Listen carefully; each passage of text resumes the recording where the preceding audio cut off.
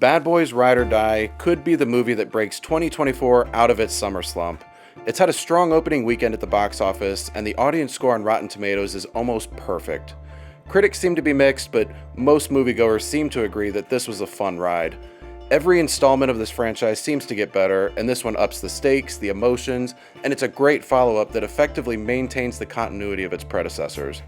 Will Smith and Martin Lawrence have their same dynamic chemistry, and guys, it's time we forgive this man. We know what he did at the Oscars was wrong, we made all the memes, it's time to move on. He was amazing in this. Bad Boys 1 and 2 weren't that story heavy, and definitely shine more with their huge action sequences and hilarious back and forth between Will Smith and Martin Lawrence. The third and fourth films have that too, but with the new duo of directors having taken over for Michael Bay, we get a world that feels more rich and more lived in. Many of the events from the previous movie have consequences in this one, but this one also does a great job at catching the audience up and keeping the story clear and concise. We also get to know and love each of these characters more, even the side characters. Vanessa Hudgens and Alexander Ludwig return from the third film, and they're great as ever. Rhea Seehorn, fresh off of a legendary acting performance in Better Call Saul, comes in and adds a lot of emotional weight to this story. Even Reggie is back. He was known for being the teenage boyfriend that Mike and Marcus torment in the second movie, but in this one, he flips the script and gives us by far the best scene in the entire film. They let him cook. I do like that Mike and Marcus are slowly growing a trustworthy team around them. It's nice when it's just a buddy cop movie with the two of them, but many of their missions do require extra help, and I like that we're getting more of a consistent team effort. It's a camaraderie reminiscent of Dom's family in Fast and Furious. But what sets this franchise apart from Fast and Furious in my mind is that there are heavier stakes and consequences. Characters that you love can get severely injured or even die, but no one ever really seems capable of dying in Fast and Furious. Speaking of life and death, this movie actually gets existential here and there. Marcus goes through a situation where he's forced to reevaluate his life, and while it's played for laughs in some cases, it gets pretty deep in others. This brings me to my next point, which is the balance between humorous and serious moments. Many times, especially with Marvel, movies can be criticized for letting a joke undermine a serious moment.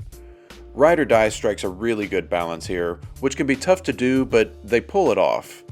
Granted, there are scenes where a joke interrupts a serious moment, but they somehow always seem to make it work.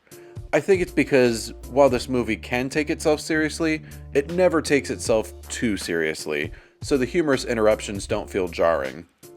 For example, Mike has a scene in the middle of a shootout where he's riddled with guilt and emotion, affecting his ability to shoot.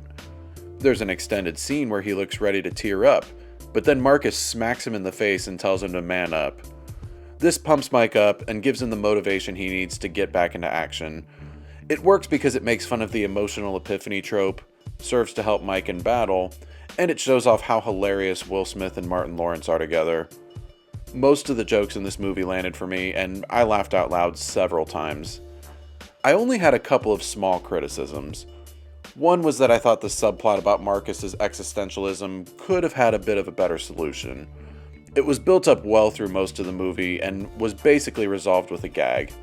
Nothing egregious, but I just think that subplot could have had a stronger ending. The other criticism was that there were a couple of twists that I saw coming a mile away. Again, nothing that ruins the movie, as it still executed these twists in a way that kept the story compelling.